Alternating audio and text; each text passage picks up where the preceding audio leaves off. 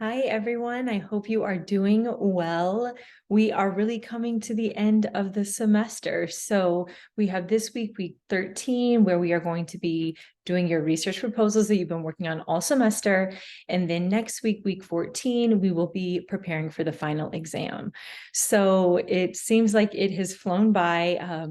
I can tell that you have learned a lot. So I know I keep on saying this, but you should be really proud of everything that you've accomplished and everything that you have demonstrated so far.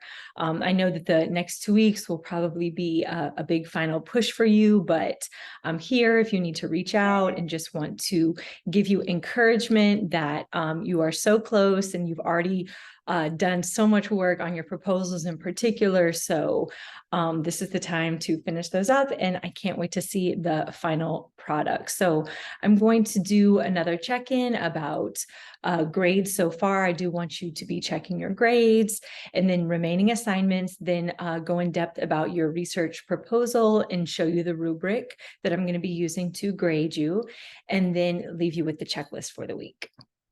So for the remaining assignments, I'm recording this video Sunday evening, so some of you might still be working on your second article critique, and that's okay. I'll get to those once they're finished this week. But for those of you who have already finished your article critique number 2, you are currently at 76 points possible. That's also including the perusal number 12. So if you're still working on that, that's okay.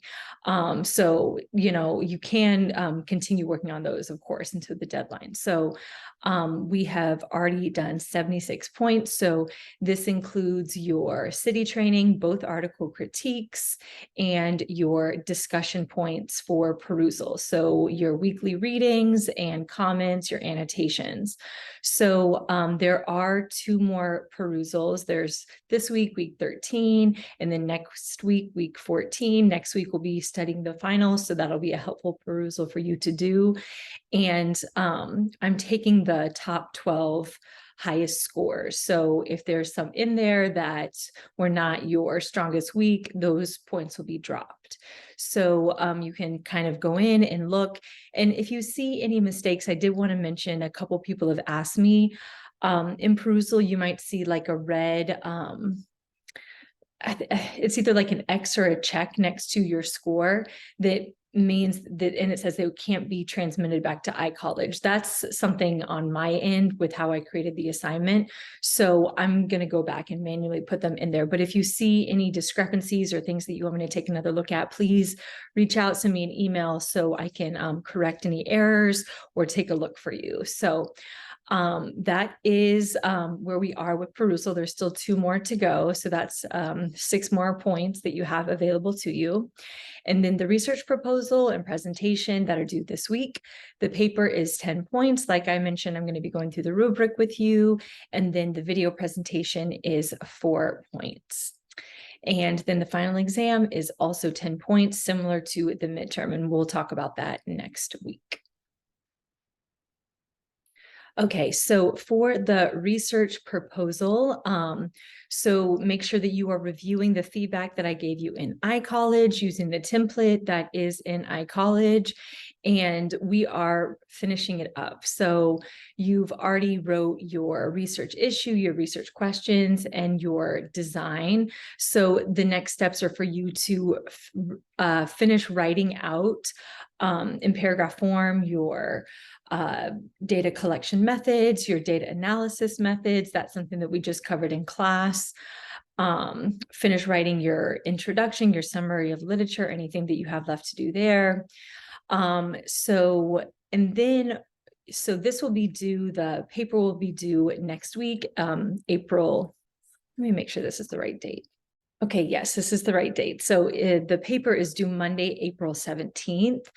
And then the video presentation is due that Friday, just to give you a little bit of a break. So I recommend that you finish your paper first, fill out all those remaining sections, double check with the rubric, turn that in by Monday, then take a break, and then maybe on Wednesday or Thursday, prepare a few slides and then do a video presentation. Now, it can be voiceover. You don't have to have your video on. How I do, whatever you're comfortable with is perfectly fine. Any format that you want to do Google Slide, on Zoom, PowerPoint, Canva. So whatever medium you want to do, and there'll be a place for you to upload that into iCollege. Now, it's just a quick video. This is where you will talk through your research proposal. You might just have 3 slides, a slide with your research issue, your research questions, your design, data collection, participants, and then your analysis. So the same parts as your research paper, but in a video form where you are giving a very brief presentation. And if it's longer, that's okay, but that's just to help you understand how brief it needs to be. So for on the template, so the step that you are going to be focusing in on is data analysis. And so in the data analysis section, you are going to talk about your methods. So if it's quantitative design, you'll talk about the statistical analysis that you're going to be using and why they're appropriate. Think about the different variables. You'll also discuss your potentially extraneous variables and how you're going to deal with confounding variables. So if you're doing quantitative, make sure that you mention both of those. And then for qualitative, you will discuss the coding methods that you're going to be used, why they're appropriate, and then any limitations that you might have with that. So for qualitative, just like we read about last week, what is your first stage coding? What is your second stage coding? And then mixed design, you'll talk about your quantitative analysis, your qualitative analysis, and then your analysis of your interaction. And so those are some of the topics that we discussed last week, like triangulation, data consolidation, some of those different strategies that you might use. Now, this is really important. This is something that last semester a lot of people missed. Make sure in your data analysis section that you discuss your methods that you're going to do to ensure reliability and validity. So for quantitative design, this is talking about how you're going to deal with your extraneous variables and any other methods that you might have. Now, for this part, ensuring reliability and validity, you can also look back to chapter 11, particularly for mixed design. Chapter 11 went into depth about that. So make sure you include both parts. And so now I'm going to show you the rubric that I am going to be using to grade these papers. So here's your template. So on the template, you have all the sections, and this will match the rubric as well. So you have your introduction, this, and the template tells you like how many paragraphs I'm expecting for each. For the summary of prior literature, make sure you include your internal citations.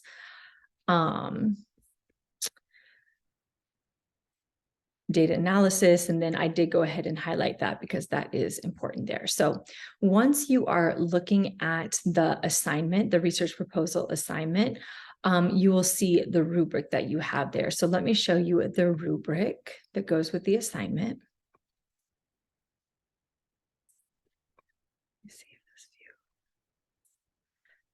view. Okay.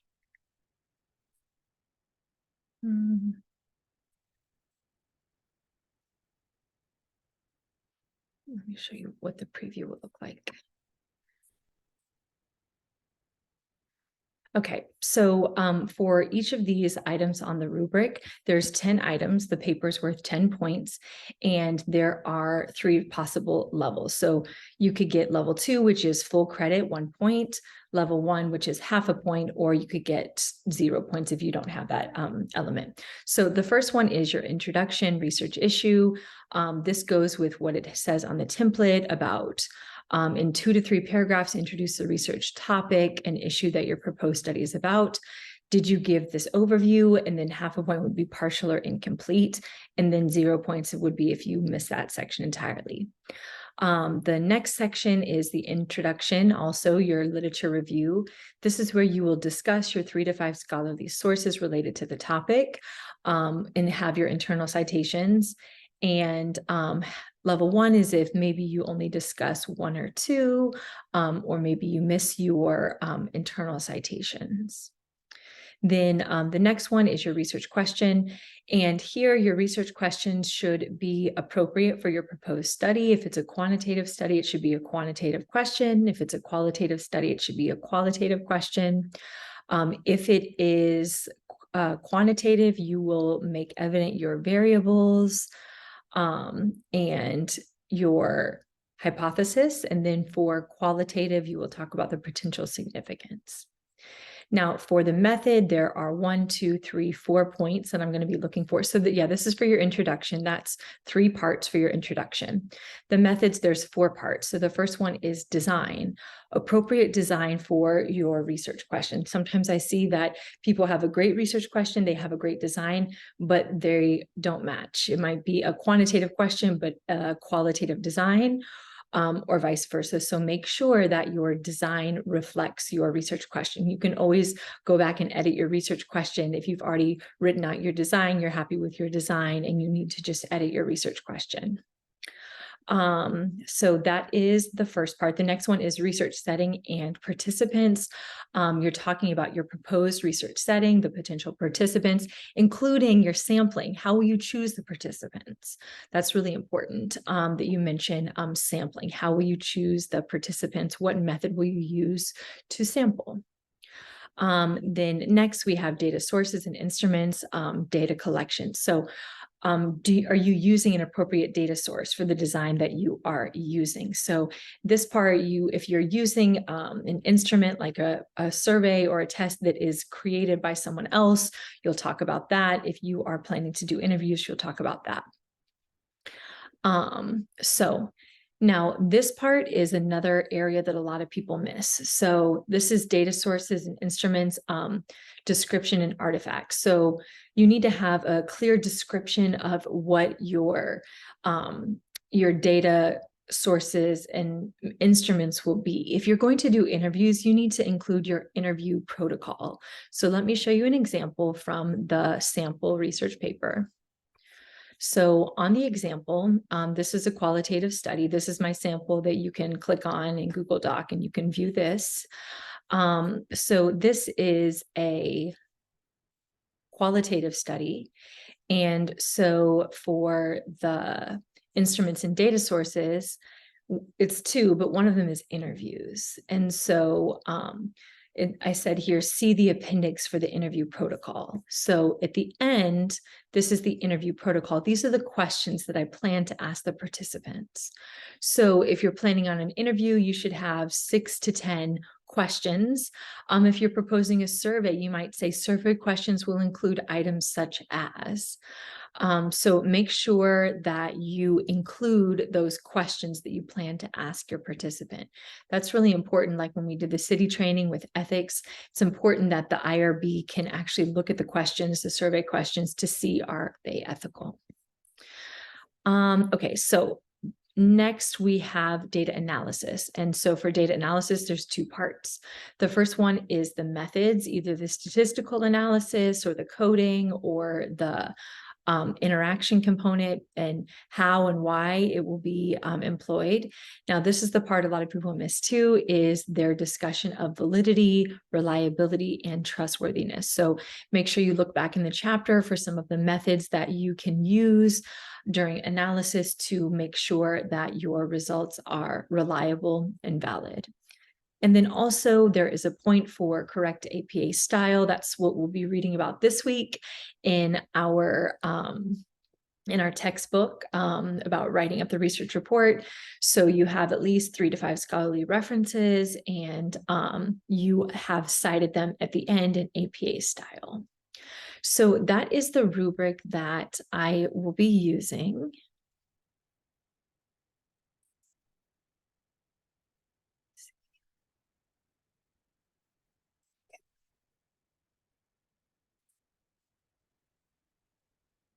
Okay. I don't know if you can see this screen or not. Okay, just to be very sure. Okay, so that is the rubric, and the rubric is available to you in iCollege. So if you want to look through the rubric and check, that way you will know that you are on the right track. Let me edit this too. So by this Sunday, you will do chapter 21, which is about writing the research report. So this will help you write your research proposal. So what you're reading in the text will be the same thing that you are actually doing when you're writing your research proposal. And remember, you can always look back into, I believe it was either chapter 4 or chapter 5, all about writing a research proposal. So you can use that to help you as well.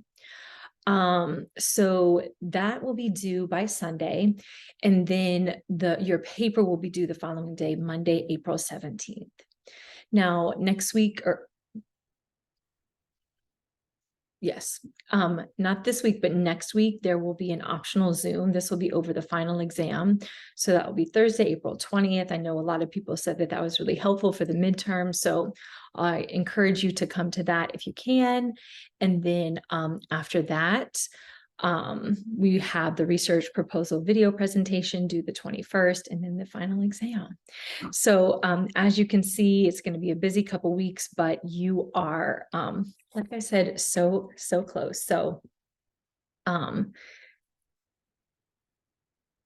you can just use all of those, all the work that you've already done to help you. So I wanted to just draw your attention to a few things in the text. So like I mentioned, for data analysis, you need to talk about reliability. Again, chapter 11, especially for mixed methods. And then in the text, so this week we are reading chapter 21, which is writing the research report. So this will help you. But then also there is chapter 5, how to write a research proposal.